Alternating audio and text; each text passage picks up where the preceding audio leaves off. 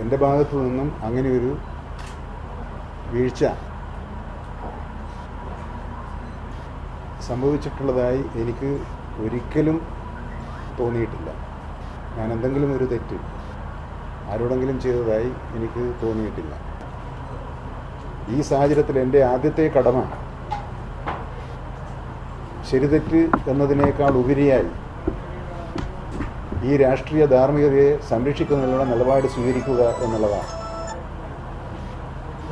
ഈ വിവരം ഞാൻ അല്പസമയത്തിന് മുമ്പ് ബഹുമാനപ്പെട്ട കേരള മുഖ്യമന്ത്രിയെ അറിയിച്ചിട്ടുണ്ട്. എൻ്റെ തീരുമാനം ഞാൻ അറിയിച്ചിട്ടുണ്ട് അദ്ദേഹത്തെ. ആ തീരുമാനം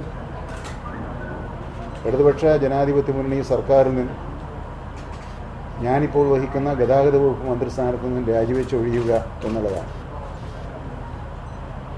ഇത് ഏതെങ്കിലും തരത്തിലുള്ള ഒരു കുറ്റസമ്മതമല്ല, മറിച്ച് ഞാൻ ആവർത്തിച്ച് പറയുന്നത് ഈ സർക്കാരിൻ്റെ രാഷ്ട്രീയ യശസ്സ്, എൻ്റെ മുന്നണിയുടെ രാഷ്ട്രീയ അന്തസ്സ്, എൻ്റെ രാഷ്ട്രീയ പാർട്ടിയിലെ പ്രവർത്തകന്മാർ ഒരറ്റം മുതൽ മറ്റേ അറ്റം വരെ എന്നിൽ അർപ്പിച്ച വിശ്വാസം, ഈ വിശ്വാസം ഉയർത്തിപ്പിടിക്കുന്നതിന് ഞാൻ ഈ സ്ഥാനത്ത് ഇപ്പോൾ തുടരുന്നത് ഉചിതമായിരിക്കുകയില്ല എന്ന എൻ്റെ ഉത്തമ ബോധ്യമാണ്.